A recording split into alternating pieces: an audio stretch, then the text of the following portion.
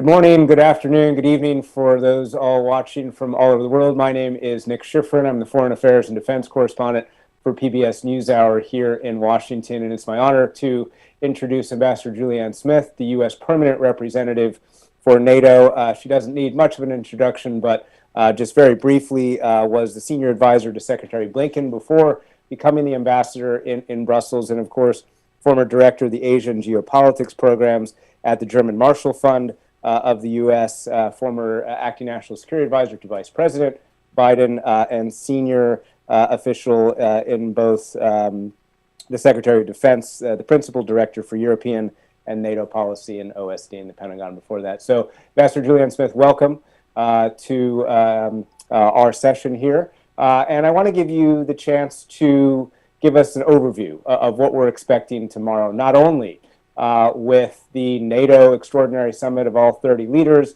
a G7 summit, European Council meeting as well that President Biden will address. Give us a sense. These seem to be some of the most important European summits that a U.S. president will participate in many years. How important are they?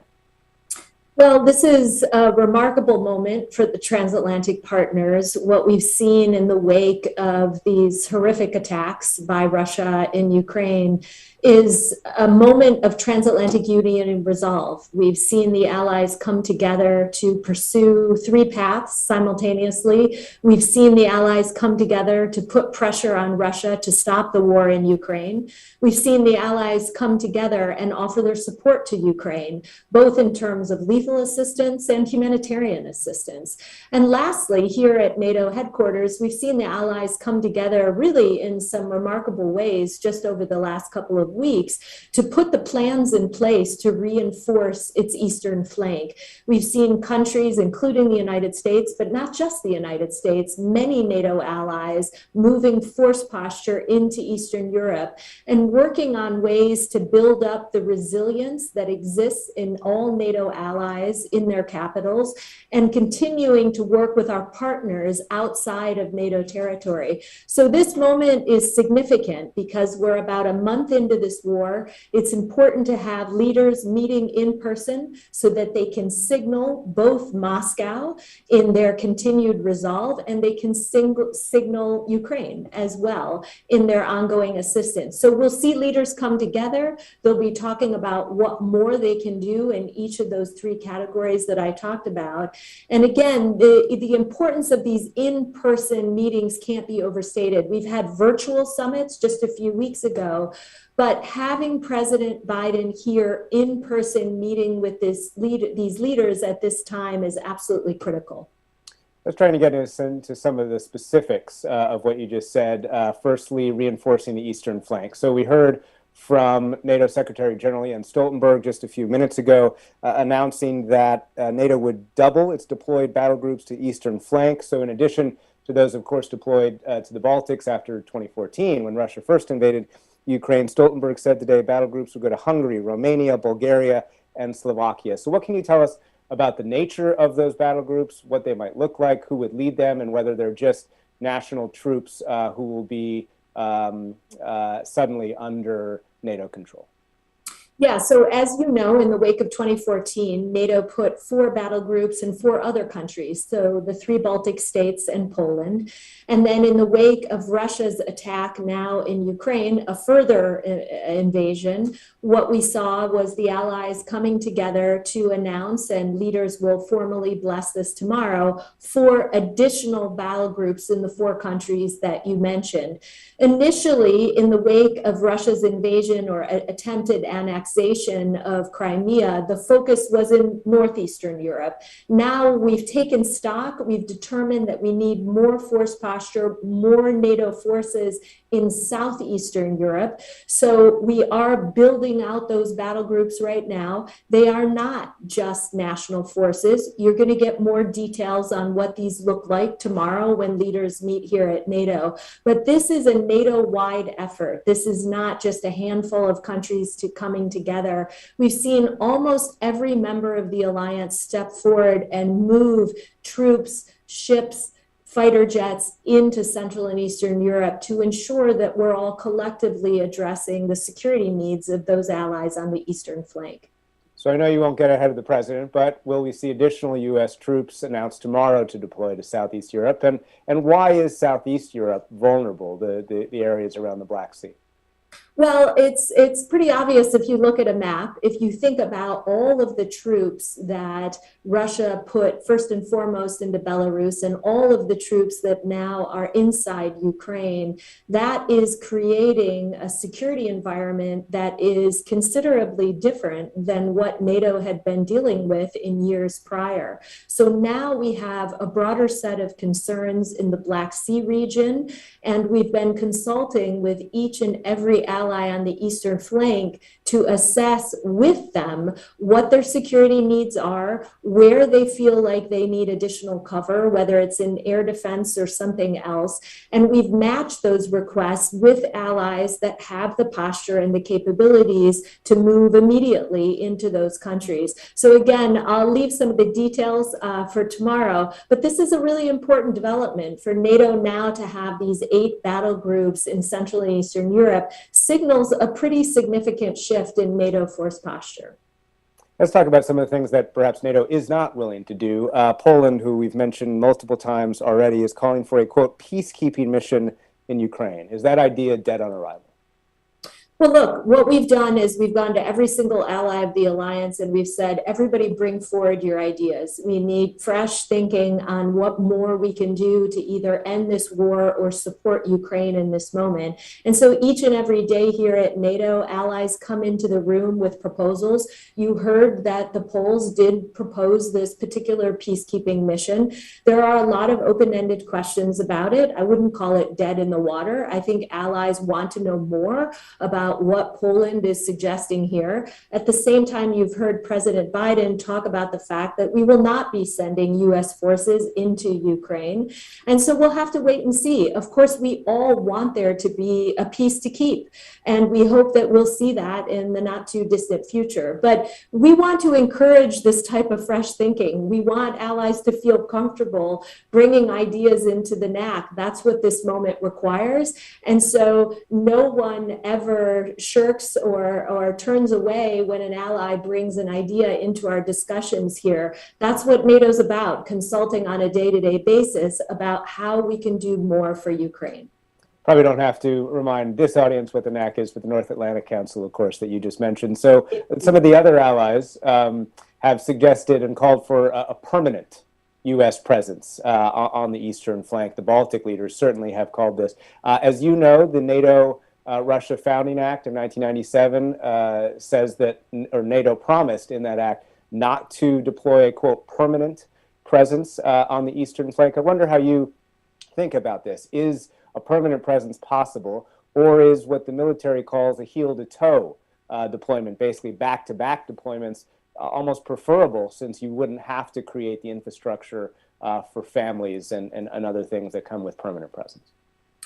So a couple things on this. First, before Russia went into Ukraine, allies already started moving force posture into Central and Eastern Europe, as we've talked about. And all of those deployments were rotational. We didn't have any NATO allies stepping forward and talking about permanent stationing, including the United States. But now there's another debate that we have to have here inside NATO HQ. And you may hear a little bit more about this tomorrow, but NATO is in the process now of stepping back and thinking more about a medium and longer term force presence in NATO territory on that eastern flank. We don't have all the answers yet. Of course, permanent stationing could be one solution, or persistent rotations as another option that could be on the table. So at this point, what we need to do is have our military commanders give us the best advice that they can, come to us with specific proposals, and then as an alliance, look at what the security environment requires.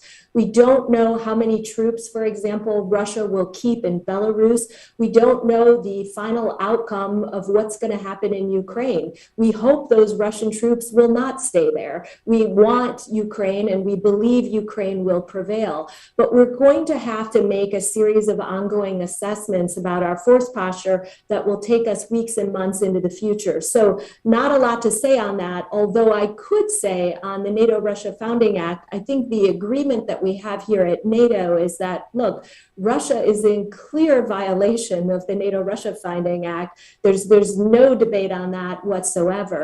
So that seems to be one point where allies are in agreement, but how we now then take that agreement and move to our longer force posture decisions is still an open question. So just to put a point on that, yes, of course, we're waiting for the military assessment, but it sounds like because of Russia's violations in the NATO-Russia Founding Act, it sounds like you or NATO is willing to make the political decision to at least consider a permanent basing. Yeah, all options are on the table. Absolutely. Good. Let's talk about the meeting itself. Tomorrow, NATO, will President Zelensky address NATO?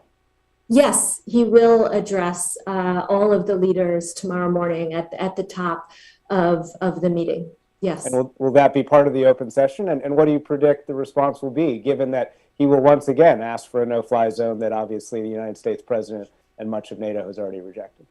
Well, NATO sessions are not open to the press. The leaders meet in a private session, and so President Zelensky will be part of that private session at the top. And in terms of what he's going to say or ask for, I can't predict. Of course, we've heard the requests coming from Ukraine for the no-fly zone, but I think he's heard the response from NATO allies as well, that our intent right now is to end this war, not to expand it, and that we're doing everything we possibly can right now to move more lethal assistance towards Ukraine, into Ukraine, to those Ukrainian forces that need it. And that is something that's being reassessed and discussed each and every day here inside NATO headquarters. So that's a perfect segue into what the West, what NATO and the U.S. is doing to try and help Ukraine defend itself. Let's talk about air defenses for a little bit, which obviously has gotten a lot of attention, and then I'll ask some more tactical stuff that I saw in the ground, having just returned from Ukraine. There's a kind of no-fly zone in parts of Ukraine already, frankly. Ukraine has had S-300s. It's admitted that. Moscow has said it's destroyed at least one S-300. U.S. officials now acknowledge the U.S. has transferred old Soviet systems, old Soviet air defense systems to Ukraine. Can you talk about at all those Soviet air defense systems, how important they've been to Ukraine, both what NATO calls the SA-8 and the more advanced S-300? Well, yeah, I can't go into too much detail, but what I can say is that the Ukrainians on day one have been coming into the alliance with very specific air defense requests. And again, what we do each and every week, because this is an ongoing conversation that we have with Ukrainian leaders constantly, is try and take those requests, match them with allies that have those capabilities that they believe they need. And we've been focusing very heavily on air defense, and we've done a couple of things. We've looked at NATO allies. We've come back to the United States to see what might be offered from us. You know, what can we move into Ukraine? We've also had the Secretary of Defense discussing with his counterparts across Europe what they have in hand. And of course, there are complicating questions where allies, as you know, in the case of the Soviet era MiGs, that Poland was thinking about sending Ukraine, there are often associated questions with backfill. And so this is, again, not a snapshot. It's not frozen in time. This is an ongoing, evolving conversation that leaders and ministers are having, it feels like daily. But we do get the sense that we've done a pretty good job of responding to the needs of the Ukrainians, particularly in the area of air defense. And we will continue doing everything in our power to ensure that we can get them what they need quickly. We've done an assessment of how quickly we can get things into Ukraine. We feel confident that what is coming into Ukraine is getting into their hands, that we have effective ways of doing that. And so right now we feel like the back and forth with Ukraine is a set of conversations and a relationship that's working in terms of responding to their defense needs and getting allies with the capabilities to move it. What's been interesting is some allies have come forward and they've said, look, we have capabilities, but we actually don't have the lift or ability to move them to a hub and into Ukraine. And so what's fascinating is to watch NATO come together where a country, you know, that might not have the actual capabilities they are willing to provide the lift for a country to get what they need up to the border and beyond. So it's a moment where you see all the allies bringing their competency to bear, whether it's lift or the actual S-8s or whatever it might be, and getting it into the hands of the Ukrainian military. Ukrainians, of course, have asked for even more, which, of course, you would expect them to, but just acknowledging that they are asking for even more than what NATO and the U.S. have provided. If I may just very quickly ask, we talk openly about Stingers and Javelins and all sorts of things that are making a huge tactical difference for the Ukrainians on the ground. Why can't we talk more openly about the actual air defense systems that we're sending into Ukraine? I hear you're saying, you can't talk very much specifics. I asked defense officials and intelligence officials on the record. People are a little reticent to talk about this. Why is that?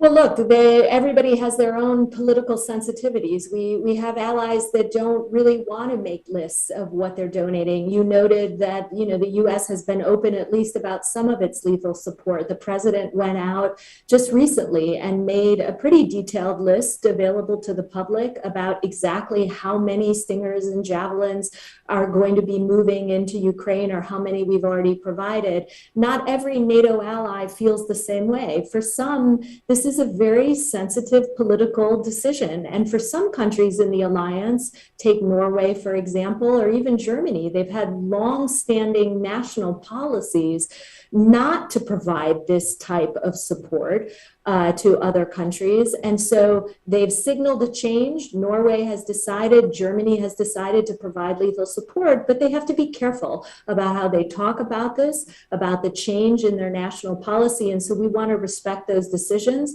And of course, in the United States, we have our own sensitivities as well. And so I trust the Secretary Austin to make those decisions about what can be disclosed and what cannot. But I think this is a situation where we, again, at NATO have to respect that not every ally has the same level of comfort talking about this. Let me get through a few more from me, and I see that we've got a couple of questions in the Q&A, and please do put your questions as well in the Q&A in these last 10 minutes that we have. We've talked about weapons transfers. Russia has threatened to attack the weapons themselves. Obviously, you're not going to talk specifically about where these weapons are coming in from, but we know that NATO countries border Ukraine, and those NATO countries are hosting some of these weapons, or at least hosting weapons going into Ukraine. So are you concerned that the Russian threat to attack weapons that NATO is sending into Ukraine could mean an attack inside of Poland or another NATO country on these weapons, and what would happen if that happens? Well, I feel good about where the alliance is. We've been pretty much since late last fall, we've been talking about every possible contingency, and we've tried to prepare for every possible contingency. Now that the war is actually happening, something that we were also preparing for, we're thinking about other ways that we could see additional scenarios that would challenge NATO. And so we're sitting down thinking through these types of scenarios. I can't say in any great detail, what specifically a particular hypothetical situation would trigger. But what we want here is for Russia to stop attacking Ukraine. We don't want to see strikes in Ukraine, full stop. We don't want to see strikes on any of the assistance that was coming into Ukraine. And as I noted earlier, we don't want to see this conflict expand at all. But I do feel confident that this alliance right now is united in its determination to protect, as President Biden has stated several times, every inch of NATO territory. And I think one of the reasons why we have significantly bolstered our presence on the eastern flank is to send a pretty clear message to Moscow that we would take any attack on NATO territory very, very seriously. So let me ask a question that I was going to ask, and our friend Kurt Volker also wants me to ask. What can NATO do to deter Putin from using nuclear, chemical, or biological weapons as his conventional military effort is failing? And I'll read to you, President Biden was asked before he left how high the threat of chemical warfare in Ukraine is, and he said, quote, "I think it is a real threat." How high do you think the threat is?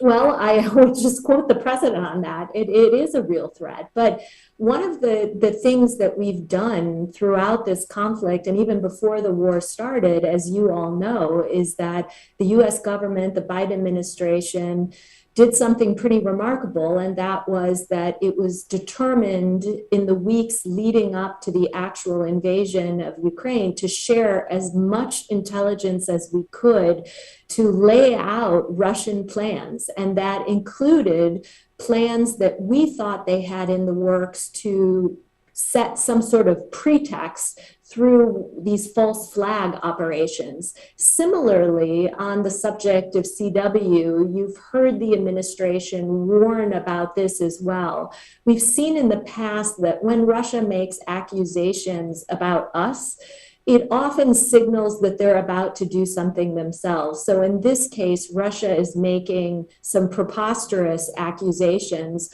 about either the United States, our intent in terms of biological or chemical weapons, or what Ukrainians are planning and doing, which are equally preposterous. But what worries us about those types of statements and accusations is they may be, again, laying kind of a trap, or not a trap, but a pretext for them to do something more or much worse inside Ukraine. And so we've been warning allies about this. We've been warning the Ukrainians. We've issued warnings to Russia to make sure they understand that they would face serious consequences if they decided to use CW. And we're troubled, obviously, because we've seen Russia use these types of weapons in the past. Russia has relied on chemical weapons and biological, whether you're talking about what they've done to Navalny, what they did in the United Kingdom, their actions in Syria. So their track record is grim on the use of CW. And so it is concerning and something that we continue to look here at NATO. And quickly, since I only have you for another 5 minutes, what about nuclear? We've got Dmitry Peskov telling Christiane Amanpour last night Russia would use nuclear weapons if there was an existential threat to Moscow. Of course, Putin has said that Ukraine poses an existential threat to Moscow. What about that threat? Equally worrying, we don't like to hear any of these threats as it relates to nuclear weapons, and we've warned them about the dangers of relying on nuclear weapons. We think this is very dangerous and could lead to miscalculation. This is absolutely the opposite of what Russia should be signaling right now. We do not want to get into a situation where Russia feels compelled to use these types of weapons. Again, what we want is for Russia to stop the war in Ukraine and stop the nuclear saber rattling. It's extremely troubling. Little bit of a lightning round in our final 3 minutes. My colleague Alex Ward from Politico wants me to ask this question. Do you want to see Secretary General Stoltenberg stay on after his term would end in the fall instead of taking the Norwegian central bank position as he's promised? Well, all I can say about Jens Stoltenberg is he has shown remarkable leadership in the last couple of months. And I think we should all be grateful for what he's done for the alliance over his entire tenure, but particularly in the last couple of weeks. Everybody watching knows that getting 30 allies to agree on a position or a policy is difficult. We all look at the world slightly through a slightly different lens. And his ability to take all those 30 different perspectives and forge consensus has been really impressive. Forgive me for noticing that's not quite a yes or no. I have no news. I have no breaking news on this front. That's what you're looking for. I've got a couple of questions on the MiG-29, including from Hans. Sorry to pronounce your name probably incorrectly, but Bininjink. Is the MiG-29 decision at all open for consideration, or is that one closed? Well, look, again, that's a Polish sovereign decision, and we've made clear that that is something that Warsaw can determine on its own. They brought that idea also into the NAC, and again, we welcome all sorts of ideas on how we can support Ukraine. The United States didn't feel that that particular decision was tenable. We had a lot of open-ended questions about pilots and fuel and the logistics of actually moving the planes from Poland into Ukraine. But look, we're all having these debates from the same starting point, and that is the question of what more can we do to help Ukraine. So we want to continue to brainstorm, not only with Warsaw, but all the other members of the NATO alliance. And Jack Krupansky asked a question that I think is a good one to end on, because it'll give you a chance to think about the future, or talk a little bit about the future of NATO. The question is, how secure is Georgia? Oops, I think I just lost it. It was just deleted. But the question was, how secure is Georgia? Something like, are they secure if they refrain, okay, there it is, refrain from making public statements which are critical of Russia or emphasizing joining NATO? What friendly advice would you give them to avoid an invasion, as we've seen with Ukraine? And obviously, in the last 90 seconds or so, take this, if you want, as an opportunity to think about the future of NATO.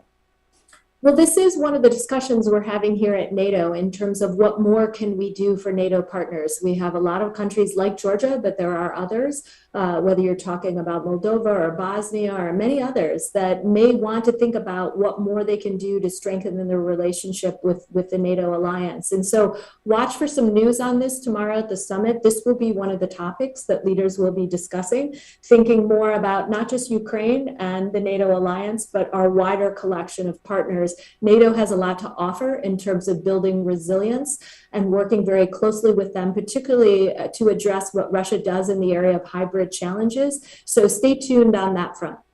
Sounds like less about revisiting language from 2008 or reinforcing it, but just what NATO can do for those countries that aren't necessarily members yet, but certainly aspire to be. Absolutely.